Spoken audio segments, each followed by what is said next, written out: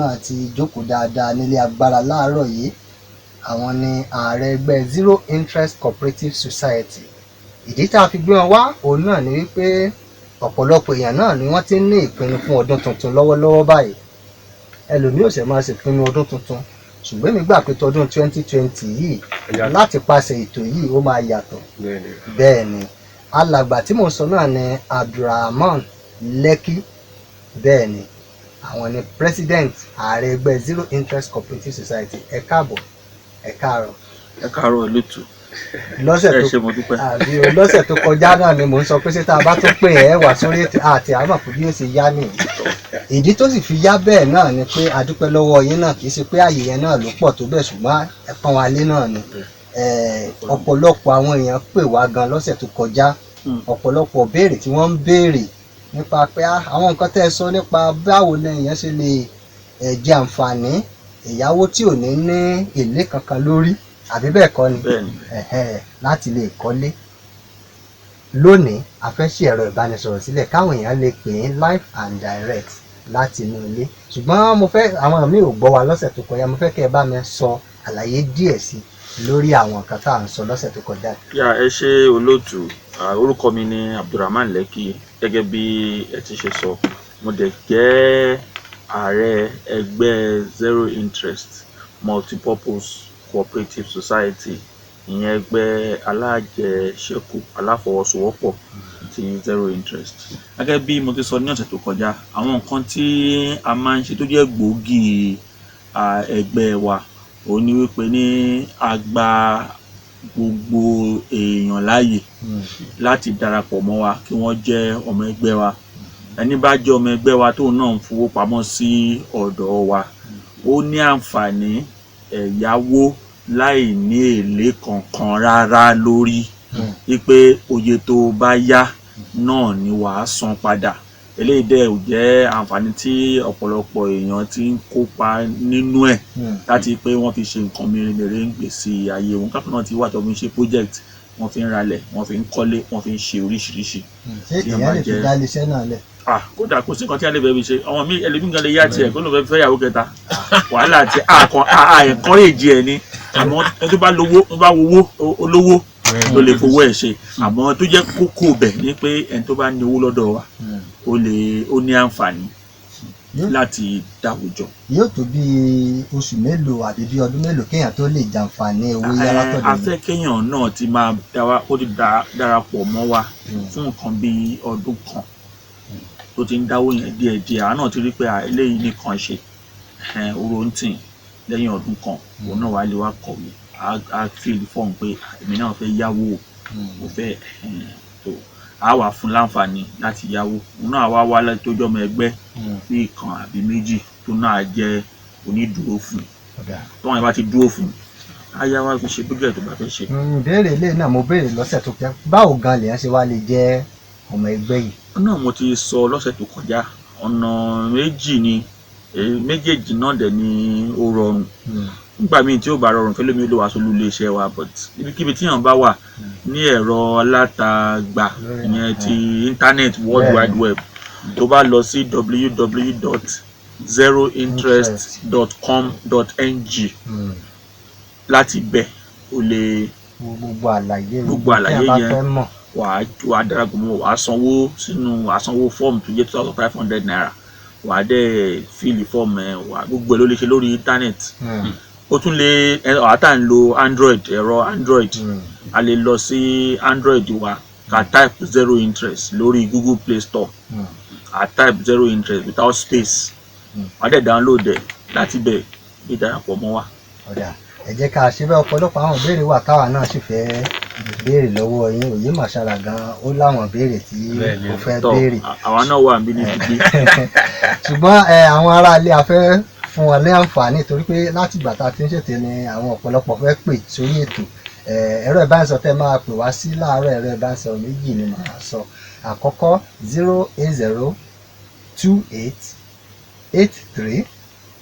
08028834320 08028834320. Àwọn ẹ̀rọ ìbánisọ̀rọ̀ tí ẹ lè pè wá sí lọ́wọ́lọ́wọ́ bá a ṣe ń sọ̀rọ̀ ẹ̀ nìyẹn. Alàgbà Abdulrahman Lekki wọ́n ti wà nílé agbára láti dáhùn gbogbo ìbéèrè tí ẹ bá fẹ́ béèrè nípa cooperative bẹ́ẹ̀ náà ṣe lè jẹ àǹfààní yìí. Hello, bí ẹ ṣe lè jẹ àwọn àǹfààní yìí òun náà ni wọ́n wà ní bíbáyìí fún. Lọ́sẹ̀ tó kọjá mo béèrè yìí pé báwo lèèyàn ṣe lè dá ojúlówó cooperative society mọ̀ mọ́ bọ̀ náà. Hello, ẹ káàárọ̀, ẹ ti wà lórí afẹ́fẹ́, bá a sọ̀rọ̀ sókè, kí lẹ fẹ́ béèrè o? Bóyá àwọn ìpè yẹn ló ń jára wọn, ṣùgbọ́n nǹkan tí mò ń béèrè ni pé báwo lèèyàn ṣe lè dá ojúlówó gangan mọ̀. Nínú àlàyé tí mo ṣe. Hello.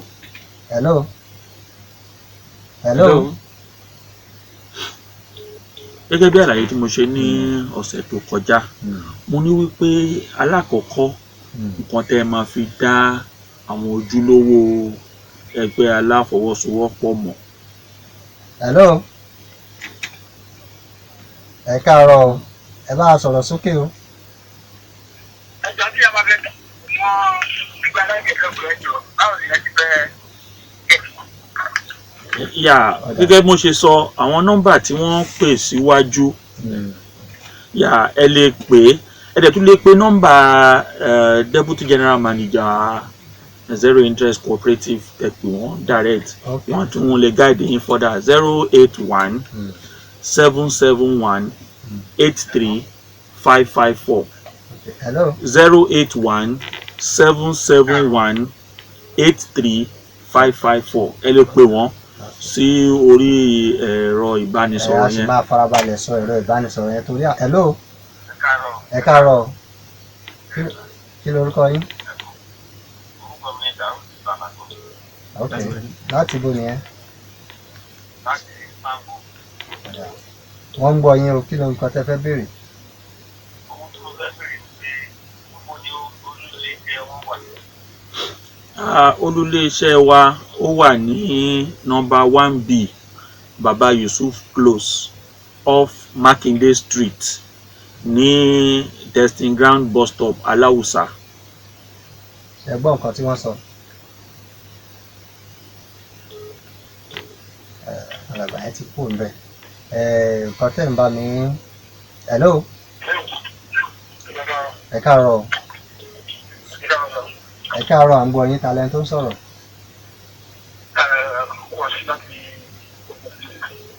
Ok o, kí lẹ fẹ́ béèrè lọ́wọ́ àlejò wa?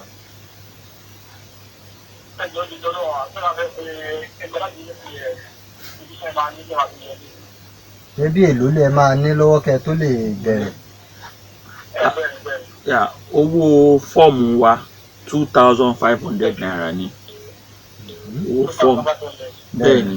So bó bá ṣe wá rọ̀yàn lọ́rùn, èèyàn lè máa dá ní oṣooṣù àbí nígbà tó bá ṣe rọ̀ lọ́rùn. Ṣé ti gbọ́? Lọ́jọ́sẹ̀ẹ̀sẹ̀ náà ló rọ̀ ẹ́ lọ́rùn, wàá máa fi owó sí inú àkáǹtì wa lọ́sẹ̀ẹ̀sẹ̀ àbí lóṣooṣù. Èèyàn sáà ti rí pé àkáǹtì yẹn sáà ń function. Torí ìjọ tó bá fẹ́ yáwó, ìjọ tó bá lò fẹ́ yá times 2 nísìnyí, ẹlòmíì fún ọdún kan yẹn ó dáwó oṣù mẹ́ta, ó gbẹ̀mí mi oṣù mẹ́ta, oró ń tì á máa wò pé tó fi lè gbẹ̀mí mi yẹn kíta kó dáwó padà ṣáfẹ́ dá padà. So ìyẹn fi jẹ́ pé consistency yẹn pẹ̀lú nǹkan tí a máa ń wò pé báwo ṣe máa ń ṣe é sí, ṣó máa ń da ní ọ̀sẹ̀ẹ̀sẹ̀ ní lóṣooṣù ní àbí bó bá ṣe rọ̀ ọlọ́run náà ni, but tí ó consistent. Náà nǹkan tí mo sọ nípa èèyàn bá fẹ́ dá ẹgbẹ́ alájẹsẹ́kù aláfọwọ́sowọ́pọ̀ tó jẹ́ ojúlówó olólùdó èèyàn máa, mo sọ ní ọ̀sẹ̀ tó kọjá, mo ní ẹ béèrè lọ́wọ́ wọn sátífíkẹ́ẹ̀tì ìwé ẹ̀rí yín dà. Ìwé ẹ̀rí ò kí n ṣe kan tí kò ń ṣe secret document, public document ni. Ìwé ẹ̀rí kódà tẹ́ bá dé olúlé iṣẹ́ ọ máa lẹ ìwé ẹ̀rí wọn mọ́ ara ògiri báyìí ni. Ẹ bi wọ́n pé ìwé ẹ̀rí yín dà. Ẹni tí ò bá ní ìwé ẹ̀rí wọ́n ní kí wọ́n ṣe kí ni. Ṣé sábà wá fi ìwé ẹ̀rí hàn wá? Ṣé a tún lè lọ wádìí ẹ̀ wò pé. Ẹ tún lọ sí Ministry of Commerce and Industry. Ṣé wọn ní wò pé òfin tó tẹ́lẹ̀ gan ti pọ̀? Ẹni tó bá rò bẹ́ẹ̀, ẹni tó bá ti ń rò bẹ́ẹ̀ wọ́n yà fi wọ́n. Àwọn iléeṣẹ́ kan la lọ́jọ́ kan wọ́n ṣètò àwọn àǹfààní kaba afẹ́ wádìí àwọn nǹkan tẹ́sán ló dàbí ipá àti ìṣetán o. Ẹ máa lọ ẹ forú ẹni bẹ́ẹ̀ lẹ̀ torí wọn ní kinní wọn ní to avoid stories that touch. kó má bàa di ọ̀rọ̀ tí yóò wá máa báyàn fínra pé kí ló ti ṣẹlẹ̀ so torí náà kéèyàn ṣọ́ra ìyẹn jẹ́ kan bẹ́ẹ̀. ẹlẹ́ẹ̀kejì ni pé a máa sọ pé kéèyàn wo àwọn tó jẹ́ olórí wọn àti governance structure wọn bó ṣe ń ṣètò àti yan olórí àti bó ṣe ń ṣètò management ìṣàkóso ẹ ṣe olóòtú bó ṣe ń ṣètò ìṣàkóso ẹgbẹ́ yẹn tó bá ti ń di pé rí pé ìṣàkóso yẹn kò létò kò múnádóko kéèyàn sún sẹ́yìn torí nǹkan táwọn wí owó ogún èèyàn ló fẹ́ kó pamọ́ síbẹ̀ mélòó dẹ̀ ní bá ṣe ní pé ẹgbẹ́ láfọwọ́sowọ́pọ̀ bó ṣe láǹfààní tó iná nìyẹn aláwọn tó yẹ pé wọ́n ṣòwò èèyàn mọ́kùnrin so yẹn jẹ́ kan tẹ́ pé àwa máa ń sára fún nínú ẹgbẹ́ wa lè tó pọ̀ jẹ́ pé ọ̀pọ̀lọpọ̀ wa ètò wa ó wà online ó wà open kódà ká tó máa fi the end of this January nísìnyí a ṣe máa ń prepare account wa manually by towards the end of the first quarter next year account wa computer kan ló máa prepare account wa so kò sí kan tí àpá lè máa lọ fọwọ́ yínú ẹ̀ nǹkan tó bá ti fi gbogbo information sí wọ́n tó dẹ̀ fẹ́ gba fọ́ọ̀mù tó fẹ́ sanwó ó sanwó ẹ̀ online ni so account yẹn náà máa prepare online so wá wo account àtowó tẹ san tẹ́lẹ̀ kò fi papọ̀ báyìí ẹ̀yìn àpariwo sókè because ẹgbẹ́ alájẹsẹ́kù ogun kankan ló máa jẹ àǹfààní àwa náà yáwó mbẹ àtàjẹ olóòtú tàjẹ olùdarí. mo sì ní ìbéèrè kan tí wọ́n béèrè lọ ní ṣùgbọ́n ká tó lọ sókè lẹ́ẹ̀jẹ̀ ń sọ ẹ̀rọ ìbánisọ̀rọ̀ tó ló ṣeé ṣe kí àwọn míín ṣe máa wọlé ẹ̀rọ ìbánisọ̀rọ̀ tí ẹ máa pè wá sí lọ́wọ́lọ́wọ́ báyìí náà ní 08166042398 08166042398. ẹ jẹ́ ká lọ sókè lọ́ọ̀nà tá a bá wá tún padà dé mo ní ìbéèrè kan tí mo béèrè lọ́wọ́ yẹn. Dr. Idris Salah. aláwa àlejò wa sì wà ní ilé agbára ọ̀pọ̀lọpọ̀ àwọn èèyàn náà ni wọ́n ti ń pè wá lábẹ́nú hello ìyẹn ti já kó ń bẹ̀ nígbà tí àwọn èèyàn sì ń pè wọlé mo fẹ́ béèrè pé hello ẹ káàárọ̀ ẹ ti wà lórí afẹ́fẹ́ o. ẹ jọ bóòlù yẹn ti lè rí wọn ní láìsí kan tó. ṣáìdì gàdò ẹ gbọ́. gẹ́gẹ́ bí mo ṣe ṣàlàyé àwọn tí wọn ò bá lè wá sí olú iléeṣẹ́ wa ẹ lè connect pẹ̀lú àní ẹ̀rọ alátagbà lórí internet tí ọ̀dọ̀ wa tọ́fíìsì wa bá jìnnà àti wá ẹ lọ sórí ẹ̀rọ alátagbà www.zerointerest.com.ng. ṣé ó ṣe dandan kan wá sí olú iléeṣẹ́ yín. kò compulsory gbogbo nǹkan tí a bá fẹ́ ṣe ẹ lè ṣe lórí ẹ̀rọ alátagbà yẹn gbogbo nǹkan tí a bá fẹ́ ṣe mo fẹ́ fìlì fọ́ọ̀mù ni o lè ṣe ń bẹ̀ nǹkan tó bá rú ẹ lójú wàá pe nọ́mbà. hello ẹ káàárọ̀. hello ẹ káàárọ̀. yes ma. ẹ̀rọ àlẹ́ tó ń bá wa sọ̀rọ̀. orúkọ mi ni ìyá àti alábí tí Bond FM máa ń tọ́ bá sọ̀rọ̀ yẹn ta. lágbára Ọlọ́run Bond FM 92.9 ni o. ọ̀sẹ̀ ẹ̀rọ àgbà. ẹ jọ wá fẹ́ béèrè lọ́wọ́ pẹ́sidẹ̀ntì wa ni. wọ́n ń gbọ́. ṣé àwọn tí wọn fi ṣé òṣìṣẹ́ ìjọba nìkan ni wọ́n gbà ní àbí àtàwọn tí wọ́n bá ń ṣe iṣẹ́ ìjọba náà ṣé ẹni bọ̀ sí wọn lè gbà sí. gbogbo èèyàn ló lè jàǹfààní ń bẹ̀ àti òṣìṣẹ́ ìjọba o àtẹ́tò kí òṣìṣẹ́ ìjọba o gbogbo èèyàn ló lè jàǹfààní ń bẹ̀ gbogbo èèyàn lágbà láàyè. wọ́n ní àwọn òfin gba èrè lórí owó bẹ́ẹ̀ni a máa ń jèrè o a kì í gbowó èlé ni. wọ́n láwọn ń gba èlé ṣùgbọ́n àwọn ń jèrè. báwo la ṣe máa ń gba èrè tá a bá yá owó lọ́dọ̀ ní báwo la ṣe máa rí èrè níbẹ̀. ẹni bá jẹ́ ọmọ ẹgbẹ́ tó lówó lọ́dọ̀ wa tó fẹ́ yá owó tá a máa ń pè ní dọ́bùdọ́bù kò ní san kọ́bọ̀ lórí ẹ̀ ọ̀fẹ́ nìyẹn owó tó bá yá náà ló máa san. àwọn gẹ́gẹ́ mo ṣàlàyé ní ọ̀sẹ̀ tó kọjá nínú àwọn ọgbà míì àwọn náà máa ń ṣèdókòwò yẹn mo fi sọ ọ́yà kọ́ra nìkan lọ́sẹ̀ tó kọjá tí mo ní pé Ọlọ́run bá sọ pé àhálà lọ́wùl bẹ́ẹ̀ wàháràmà rìbá Ọlọ́run bá ṣe ìdókòwò lẹ́tọ̀ọ́ ìgbowó èlé ló ṣe léèwọ̀. àyà yẹn lèmi dẹ̀ dì mú lọ́sẹ̀ tó lọ. bẹ́ẹ̀ ni so a máa ń ṣe ìdókòwò a máa ń ṣe business a máa ń tajà gbogbo ẹ̀ la máa ń ṣe tabalẹ̀ tajà ẹni bá tajà dandan kó ṣe kí ni kó jèrè èrè ní ọmọ ọlọ́jà ń jẹ so àwa náà máa ń jèrè. ṣùgbọ́n kó lè yan dáadáa pé kì í gba owó èlé lórí. owó èlé là owó tíyàn bá yá là kì í gbowó èlé lórí ẹ̀ àmọ́ lórí business a máa ń jèrè kódà ẹlòmíì tó bá pé kò ẹ ṣe ẹ ló mọ̀ ń gbọ́ yín. nígbà mo jẹ́ àpò ọmọ ẹgbẹ́ yín báyìí sà. bẹ́ẹ̀ ni. mo jẹ̀ sanwó mi lóṣooṣù. bẹ́ẹ̀ ni. ọdún kan. bẹ́ẹ̀ ni. nígbà tí mo wá gba 100,000 lọ́wọ́ yín. bẹ́ẹ̀ ni. èló ni màá fi 100,000 yẹn san padà fún mi. wàá fi san 100,000 padà náà ló máa fi san. bẹ́ẹ̀ ni. kò sí owó èlé lórí ẹ̀. kò sí. kò sówó èlé ǹjẹ́ tó bá di òpin ọdún gẹ́gẹ́ bí àwọn alájẹsẹ́kù tí wọ́n máa ń gba èrè lórí owó wọn tá à ń pè ní dividend. ǹjẹ́ irú ọmọ ẹgbẹ́ bẹ́ẹ̀ nínú ẹgbẹ́ tí ń ṣe àwọn náà máa ń gba dividend lọ́dọọdún. ẹ ṣe bẹ́ẹ̀ ni nítorí pé gbogbo ọmọ ẹgbẹ́ wa ló gbọ́dọ̀ ra shares lọ́dọ̀ wa. so owó shares yẹn minimum share tó ọmọ ẹgbẹ́ gbọ́dọ̀ rà is 50,000. 50,000. bẹ́ẹ̀ ni a gbọ́ ọmọ ẹgbẹ́ láàyè kó máa save 50,000 yẹn díẹ̀díẹ̀ bó ṣe ń sanwó kíní owó contribution ẹ̀ lóṣooṣù ó lè máa san owó share capital yẹn náà lóṣooṣù tó bá dẹ̀yìn ọdún lórí share capital yẹn àwọn náà máa gba dividend. lórí owó wọn tó fi pamọ́ wọn ní gba dividend. torí pé wọ́n ti ńgbà tó yáwó yẹn ńgbà tó yáwó tá a gbowó èlé lọ́wọ́ ẹ̀ owó tí a gbà lọ́wọ́ ẹ̀ yóò ju dividend lọ. ṣé mọ̀ ẹ ṣe. ẹ bá rí ọmọ ẹgbẹ́ fẹ́ pàtẹ́rí pé àtọ́lóṣù àtẹni tí ń ṣiṣẹ́ lóṣù àtẹni tí ń ṣiṣẹ́ àdáyé fún wọn lọ sí. ṣé ọ̀nà tí ọmọ ẹgbẹ́ bá gba owó tí ó yẹ pé ẹ̀ lè rówó ọmọ yọ lóṣù bẹ́ẹ̀ báwo lẹ ti lè rí owó wọn gbà padà tí wọ́n bá dá owó náà padà fún un. ẹ ṣe ọmọ ẹgbẹ́ tó bá fẹ́ yáwó òun náà mọ ọmọ ẹgbẹ́ míì á fi ṣe onídùúró. àmọ́ ọmọ ẹgbẹ́ míì tọ́jọ́ ọmọ ẹgbẹ́ á fi yẹn ṣe onídùúró tó bá kọ̀ tí ò dáwó ẹ̀ padà onídùúró ẹ̀ la máa gbówó ẹ̀ lọ nìyẹn.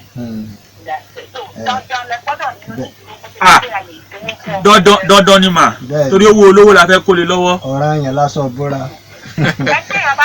hello. bẹ́ẹ̀ ni. bí ẹ bá lóun òṣì ẹgbẹ́ yín mọ́ ó máa tó bí oṣù mélòó kẹ́ tó lè dá owó náà padà fún un. gẹ́gẹ́ bí òfin tí Ministry of Commerce gbé kalẹ̀ fún wa oṣù 6 ni ó pẹ́ jù.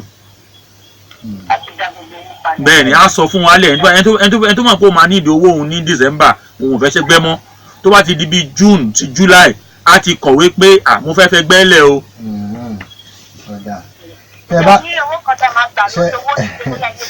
mọ́mí wa ṣe rí tẹ bá níbèrè ẹ pé ẹ̀rọ ìbánisọ̀rọ̀ tá a bá ti parí ètò ọ̀pọ̀lọpọ̀ àwọn àpò míì náà ló wọlé. ẹ ṣe mà. hello. ẹ jẹ́ àwọn bóyá a sì lè gbé ìpè ẹnìkan sí torí pé ọjọ́ ń lọ. iléeṣẹ́ Golden Breeze Property àwọn ni wọ́n ṣe onígbọ̀wọ́ ètò ìtọ́jẹ́ kẹmà. hello. ẹ ti wà lórí afẹ́fẹ́ o.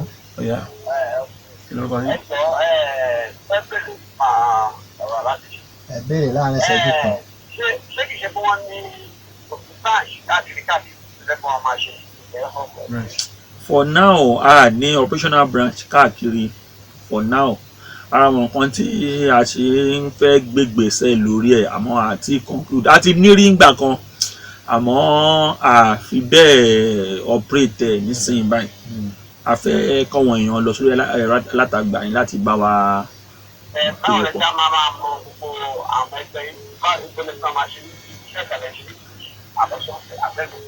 now general meeting wa a máa ń ṣe lẹ́ẹ̀kan lọ́dún a dẹ̀ máa ń ṣe àwọn ordinary meeting bí a bí ẹ̀ẹ̀mejì láàrin ọdún a kì í sábà ṣe meeting ní olóṣooṣù. ẹ ti gbọ́ bẹ́ẹ̀ gbogbo ìbéèrè tẹ bá ní tẹ fẹ́ béèrè tá a bá ti parí ètò yìí ẹ sì lè máa pe àwọn ẹ̀rọ ìbánisọ̀rọ̀ yìí náà fún wọn ò dá yín lóhùn torí pé àlejò wa ó sì wà níbí fún bí ìṣẹ́jú díẹ̀ tá a máa gbà wọ́n lálejò. bí mo ṣe ń sọ pé iléeṣẹ́ Golden Breeze fún àǹfààní ẹ̀ tẹ́ bá fẹ́ pè lẹ́yìn ètò ẹ̀rọ ìbánisọ̀rọ̀ tẹ́ ń pè yìí náà lẹ sì máa pè wá sí lẹ́yìn ètò yìí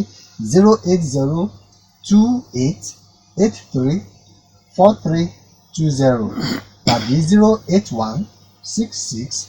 081660423 àwọn ẹ̀rọ ìbánisọ̀rọ̀ tí ẹ máa pè wá sí lẹ́yìn ètò yìí náà nìyẹn.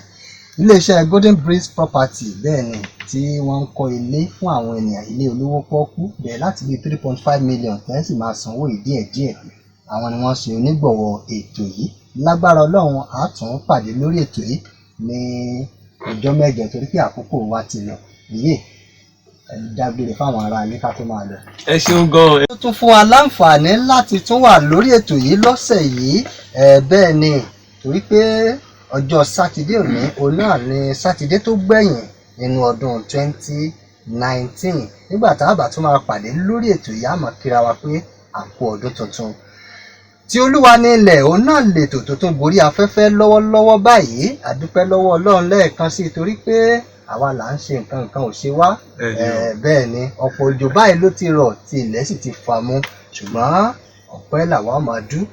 Ètò yìí náà la fi ń bára wa sọ̀rọ̀ ohun tó yẹ kẹ́ ẹ mọ̀ nípa ọ̀rọ̀ ilẹ̀, tó yẹ kẹ́ ẹ mọ̀ nípa ọ̀rọ̀ ilé, torí pé ọ̀pọ̀lọpọ̀ ènìyàn ló ti kówó owó sí Guatu. Ọ̀pọ̀lọpọ̀ ló ti kówó lórí ilẹ̀ tó jẹ́ pé kò rówó kò rílẹ̀. Nígbà tí ẹ̀ tó dọ́fíìsì tó lọ kówó sí gan-an ó dọjọ́ kejì ọjà. Ṣùgbọ́n ètò yìí ni ó máa ṣe é ní iyè àti wípé ọ̀nà wo gan-an lẹ lè gbà. Torí ọ̀pọ̀lọpọ̀ pé ọdún wo mo tó fẹ́ kó 2 million 3 million jọ, ṣùgbọ́n ẹ mú bá ìròyìn sẹ́gbẹ̀ẹ́ yín o torí pé àwọn ilé iṣẹ́ kan wà nílé agbára lónìí. Ó dá mi lójú pé lọ́dún 2020 àfẹ́ni tí ò bá nípinnu àti kọ́lé ló dẹ̀ wá kú o. Bẹ́ẹ̀ ni Olúṣọlá Àlàbí ń lórúkọ tèmi, wòlíì tó rà ánú gbà lórí ètò yìí náà tún rà ánú gbà. Oyè Màṣàrà àjọ wà nílé agbára láàárọ̀ ẹni àbíbò ni. Bẹ́ẹ̀ ni ọmọ rẹ̀ ń ké sí yan òkú sọ̀yà Oyèbọ́lá. Oyè Màṣàrà ló ń sọ̀rọ̀ Afughan níbí. Bẹ́ẹ̀ ni ilé agbára kún fọ́fọ́ KS òun ní photographer wa láàárọ̀ yìí. Àlejò wa pàtàkì láàárọ̀ yìí àwọn náà wà nílé agbára. Lọ́sẹ̀ tó kọjá à ń sọ̀rọ̀ nípa iléeṣẹ́ kan pàtàkì tá a gbé ọ̀gá pátápátá wá sórí ètò yìí, Zero Interest Cooperative Society ní ìlú Èkó yìí lórílẹ̀‐èdè Nàìjíríà. Ẹ wò ó ọ̀pọ̀lọpọ̀ béèrè tẹ́yìn èèyàn ń béèrè ló jẹ́ ká tó gbé wá lọ́sẹ̀ yìí. Ẹ jẹ́ ká lọ sókè lọ́hùn tá a bá wá padà dé. Àlejò wa ti múra lẹ̀ wọ́n ń wojú mi báyìí.